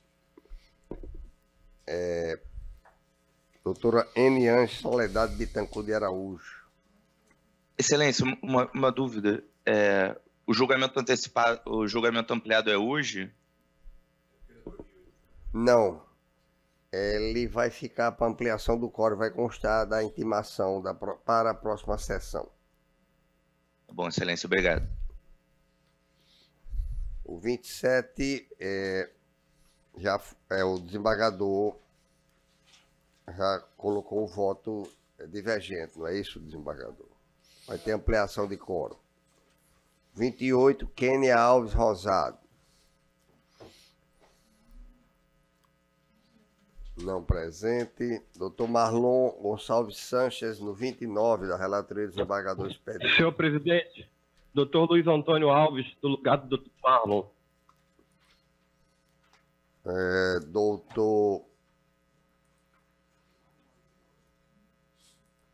Doutor Vossa Excelência, do escritório do doutor Marlon Gonçalves Sanches.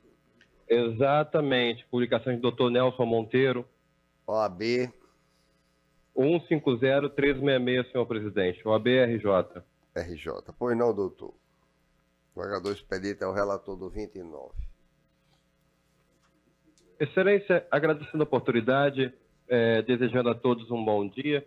No presente caso, a parte autora atropelada no presente processo alega que foi furtada, roubada, né, a sua bolsa, que levou seus pertences e acabou levando cartões de crédito que foram reclamadas compras, né, de um valor de fato considerável, e alega não ter feito. Excelência, o que o banco afirma em sua defesa, bem como na apelação, é que as transações...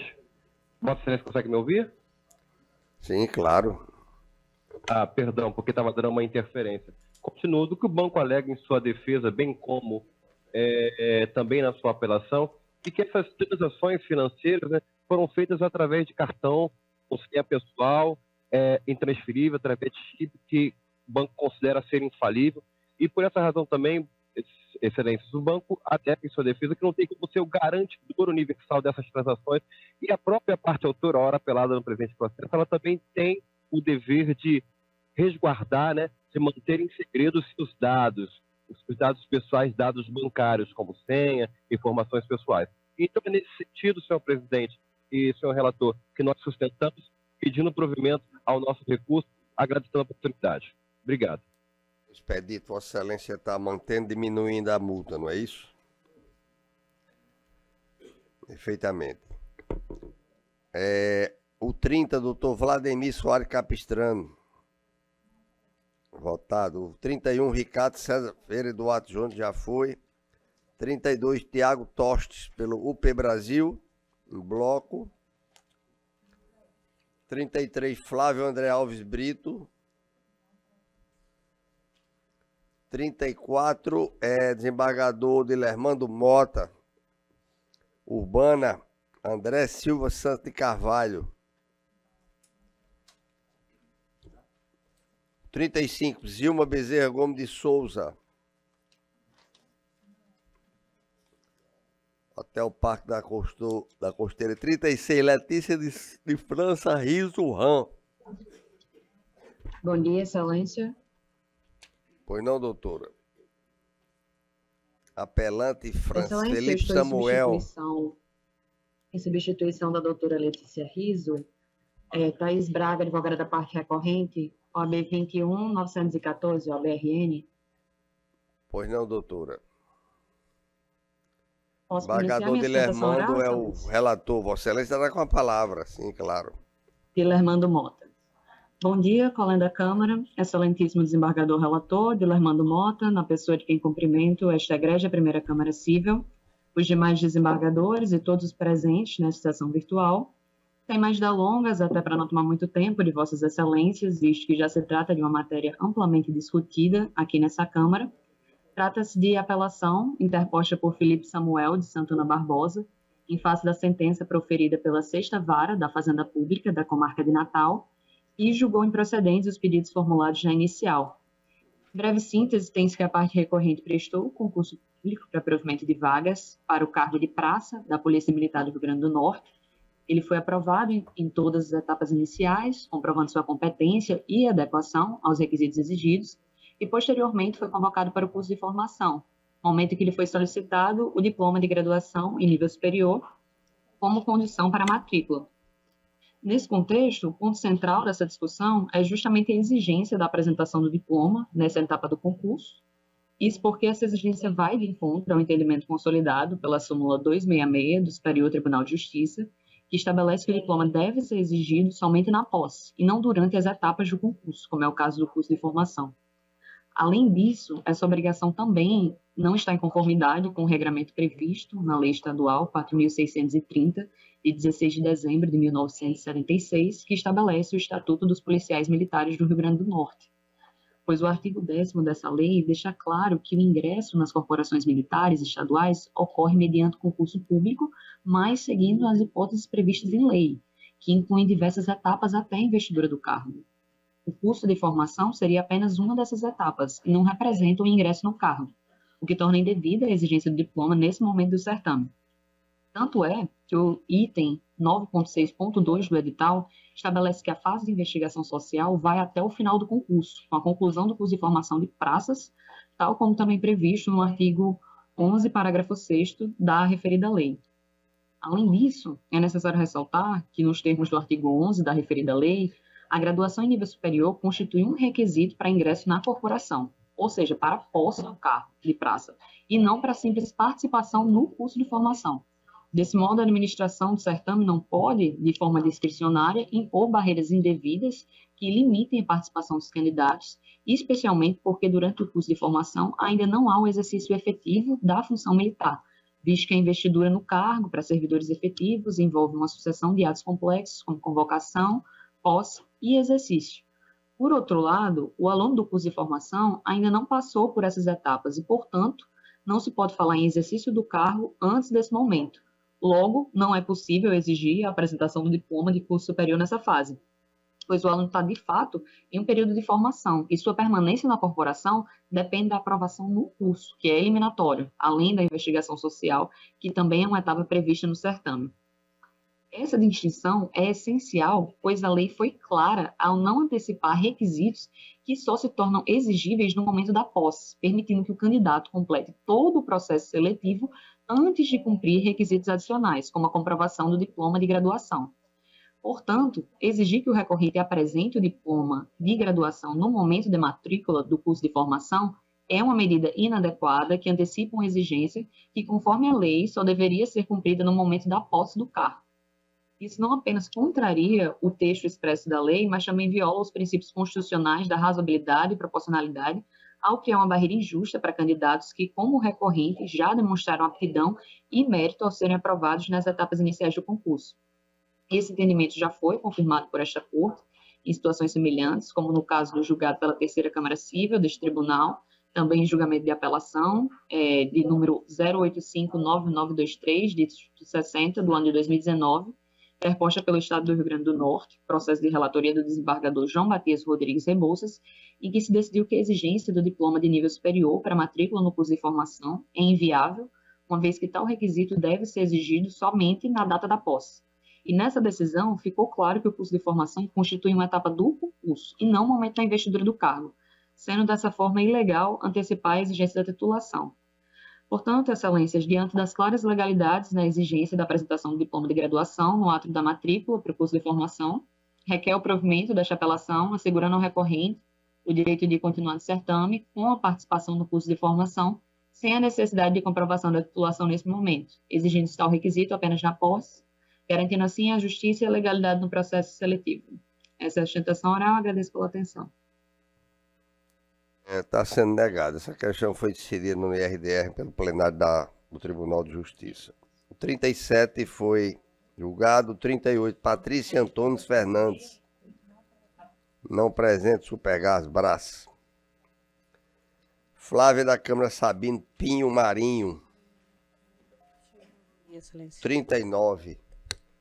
Bom dia. Pois não, doutora. Vossa Excelência fala por Ruth Sabrina, do desembargador Dilermando, aliás, desembargador Cornélio é o relator. 39. Exatamente, Excelência. Queria inicialmente dar bom dia a todos, doutor Cornélio, doutor Expedito, doutor Dilermando, doutor Cláudio, doutor Dilermando, meu professor. O presente agravo de instrumento, Excelência, ele trata sobre a concessão de um medicamento chamado enoxaparina sódica, doutor Expedito, para uma grávida com trombofilia. Não sei se os senhores têm conhecimento a fundo, e eu gostaria de pedir atenção, doutor Expedito, doutor Cornélio e doutor Dilermando, porque eu tenho essa patologia. E por conta dessa patologia, eu perdi 2 filhos. A trombofilia é uma condição em que o sangue da mulher, doutor Expedito, fica coagulado. Naturalmente, a mulher já tem uma predisposição para coagular o sangue por motivos naturais no parto. A trombofilia é um distúrbio de coagulação. E quando a gente possui, a gente tem predisposição de formar trombos. Trombos, doutor Expedito, na artéria uterina, trombos no cordão umbilical, que quando existentes, doutor Cornélio, não passa oxigênio e nutrientes por bebê. E aqui eu queria a atenção dos nobres desembargadores para dizer que quando não passa nutrientes, doutor Dilermando, e oxigênio, o bebê morre. E eu, infelizmente, tive 2 abortos. Mas a minha explanação aqui ela não vai ser emocional, ela vai ser racional, jurídica. Até mais ou menos 1 mês atrás, esse tribunal tinha entendimento totalmente pacífico pela concessão. Primeiro, porque se enquadra nas exceções ao rol. O medicamento é indispensável. Não existe anticoagulante para a gestação que não seja a enoxaparina sódica. Então, a gestante ela tem 2 opções. 3. ou toma um anticoagulante oral e o filho nasce com deformação, se nascer, ou não toma e aborta, ou usa enoxaparina sódica. É um medicamento, portanto, essencial. Ele não tem substituto terapêutico. E por não ter substituto terapêutico, ele entra nas exceções de obrigatoriedade e concessão, o que este tribunal, até um mês atrás, reconhecia em todos os gabinetes. Em todos os gabinetes. Ocorre que esse medicamento ele foi negado pelo juízo de piso e nós interpomos um agravo de instrumento. Nesse agravo de instrumento de relatoria do nobre desembargador Cornélio, foi indeferida a tutela sobre o uso e o argumento de que o medicamento era domiciliar. Ocorre que esse medicamento, é onde eu chamo a atenção do doutor Expedito, doutor Dilermando e do doutor Cornélio, no sentido que é a exceção. E, além disso, ele não se enquadra na discussão normal. E por que ele não enquadra na discussão normal de mero medicamento domiciliar ou não? Porque, doutor Expedito, esse medicamento ele foi inserido no rol da ANS. A Lei 14.307/22 fala que se o medicamento for incorporado ao Conitec com o parecer favorável, em 60 dias ela passa obrigatoriamente a integrar o rol da ANS, doutor Expedito. Obrigatoriamente. E quando o medicamento é incorporado, pela Lei dos Planos de Saúde e pela Resolução 465 da ANS, ele passa a ser de custeio obrigatório, independente do regime, se domiciliar ou hospitalar. Essa discussão de regime domiciliar ou não, ela só se aplica aos medicamentos que não estão no rol. E quem está dizendo isso não sou eu, não. Quem está dizendo isso é o nosso STJ. No recurso especial 21.05.812, da relatora da ministra Nancy, agora, doutor Lermando, em março de 2024, a ministra Nancy falou, após a inclusão do medicamento de uso domiciliar no rol de procedimentos da ANS, com diretrizes de utilização, a operadora do plano de saúde não pode, eu vou repetir, a operadora do plano de saúde não pode mais recusar o seu custo. Do contrário, incorrerá em negativa indevida e abusiva. Então, a gente não está pleiteando um mero fornecimento de medicamento domiciliar. Não. A gente está pleiteando um medicamento, nobre representante do Ministério Público, que foi inserido no rol da ANS e, portanto, é de obrigação de custeio obrigatório. E antes que a gente venha com aquela discussão sobre se o plano de saúde vai falir ou não, cabe aos magistrados aplicar a lei. Nenhum magistrado aqui, com todo respeito, é contador de plano de saúde. Cabe a gente aplicar a lei. Inclusive, o artigo 1º da Lei dos Planos de Saúde fala que o custeio do tratamento independe de limites financeiros. E aí, a liminar foi indeferida do agravo, sob o argumento do rol da ANS, decisão que não observou essa peculiaridade do medicamento estar no rol da ANS. Nós opusemos um embargo de declaração, sustentando essas teses, e veio a seguinte decisão. Apesar do esforço argumentativo da agravante quanto à inclusão da enoxaparina sódica no rol da ANS, através da Resolução 465 de 2013, em se tratando de medicamento de uso domiciliar, eventual previsão no referido rol pressupõe apenas o dever de fornecimento nas exceções legais, nos casos em que o tratamento em ambiente externo decorre de substituições hospitalar. E disse mais, tenho por irrelevante eventual discussão quanto à previsão ou não do rol no fármaco, especialmente porque o cerne recursal discute a existência da obrigação de custeio domiciliar. Com todo o respeito que tenho, e o doutor Cornélio sabe que tenho, que admiro, a discussão jamais poderia ser irrelevante. A discussão não é irrelevante porque tem precedente do STJ.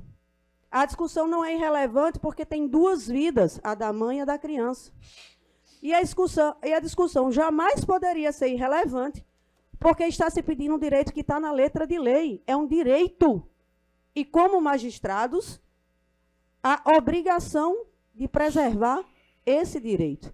Uma coisa é trazer uma demanda que fala do mero uso de natureza domiciliar, que tem, sim, suas discussões, até pela própria lei do plano de saúde. Outra coisa completamente é o medicamento ter sido inserido no rol, ter a obrigação de custeio e isso não ser reconhecido por Vossas Excelências. São fatos distintos que eu me senti na obrigação de vir sustentar para trazer à tona essa relevância. Além do mais, a própria lei dos planos de saúde, no artigo 10º, traz as exceções. Ela fala do medicamento incorporado ao rol com parecer positivo da Conitec, que é o caso, e ela fala também, no artigo 35C, que quando a necessidade é derivada da complicação do estado gestacional, é obrigação do plano de saúde cobrir. E a lei não limita, de outros desembargadores, o regime de tratamento, porque se assim quisesse, teria feito. Então, eu não tenho só um artigo da lei dos planos de saúde que dá pretensão ao direito. Eu tenho 3. Aliás, eu tenho um 4º, porque no artigo 1º fala que é obrigatória a cobertura, com base em relatório médico, independente do limite financeiro. Mas Vossas Excelências poderiam perguntar, e por que não pede no SUS? Porque o tipo de trombofilia dela não está reconhecida pelo SUS. E aí, negar esse medicamento é dizer para essa mulher que já teve um aborto, que ela vai ter o 2º aborto. Porque simplesmente a gente não está fazendo cumprir o que determina a lei. Eu não quero aqui, Excelência, uma exceção nem que não se cumpra a lei, não. Mas eu chamo a obrigatoriedade do cumprimento do dever legal. Legal. Eu não estou aqui pedindo favor em nome da cliente. Eu estou pedindo para que vocês apliquem o que está na lei. É isso. E encerro as minhas palavras um pouco emocionada, dizendo que nenhuma mulher deveria perder um filho, tendo um medicamento que salva isso. Então, com base em tudo isso, eu peço que seja provido o agravo de instrumento para que Vossas Excelências determinem que o plano de saúde da senhora Ruth Sabrina de Souza Silva, que é a Unimed Natal, forneça a enoxaparina sódica em dosagem prescrita pelo médico, mantendo o até então pacífico entendimento desse tribunal sobre o tema e evitando que a agravante tenha mais um aborto. Agradeço a atenção de todos, é o que fica requerido. Só para esclarecer, com permissão, presidente, que eu não participo dessa turma. Embora a Câmara seja integrada por 4 desembargadores, mas são turmas diferentes em função do relator. Senhor presidente, eu queria só esclarecer um fato. Eu já concedi, passei um tempo que era a favor da tese da advogada, mas analisei muito e mudei de posicionamento, né? Passei a ter o entendimento seguindo a orientação do STJ. Isso é um entendimento meu, e eu posso fazer isso. Já recebi advogada diversas vezes no escritório, ela e as companheiras dela, os advogados, os colegas dela, e ela defendendo essa mesma tese. Já analisei e mudei o meu pensamento e vou permanecer nesse e noutros. Então, o meu voto é para a manutenção da sentença. O remédio não está no rol da ANS, não é? Não está. Ela tem uma recomendação do Conitec. Eu então, vou pedir vista do processo. Absolutamente certo, faz parte da nossa atividade. Eu vou pedir vista do processo para exame, até porque eu tenho que olhar os meus posicionamentos aqui. Eu não votei nesse processo até agora. Nós temos 2 votos divergentes. Na sequência, o 40 foi julgado, 41 também foi julgado, 42, Denis Tavares de Freitas. Município de Governador de Serra Rosada, não acredito. Melquiades Peixoto Soares Neto, 43, já foi. 44, Suelen de Oliveira de Melo. Não presente, julgado. As questões, a justiça pelos colegiados tem como vértice principal a dialética, a divergência, a construção do melhor direito. E baseado num célebre estudo do professor Ricardo Tinoco de Góes, a divergência constrói a melhor justiça, faz parte, integra a decisão, de formas que, já com 20 anos nesta casa, eu estou careca de divergir e careca de, mais ainda, de convergir. Com várias cabeças. Exatamente. Mas a gente, com toda a franqueza, nem precisa se justificar sempre com essas situações. Mas, de qualquer maneira, mais algum advogado presente à sala virtual, a sala Excelência, pela ordem. Física. O senhor escuta? Pois não, doutor. Vossa Excelência, diga o nome, OAB e fale. Advogado Manuel Matias de Carvalho Neto, OAB RN 21.134. Excelência, estou substituindo neste ato o doutor Denis Tavares e apenas estou aqui para acompanhar o julgamento, né? Estou aqui no processo número 42 da pauta, representando a senhora Adriana Fagundes Salles, processo contra o município do Governador de Serra Rosada. No caso, ela é apelada, ela não interpôs recurso. O senhor poderia, por favor... Foi mantida a decisão, doutor. Vossa Excelência quer saber, né? Mantida a decisão. Muito obrigado. Bom dia para Vossa Excelência, saúde para a família toda. Algum colega quer se pronunciar na ordem administrativa? Excelência, bom dia. Peço interrupção, peço perdão pela interrupção. Eu gostaria só de saber do 21, se foi retirado da pauta. Quem fala, por favor, se identifique. Meu nome é James Barros, OAB Maranhão 22807. Maranhão. Sim, senhor.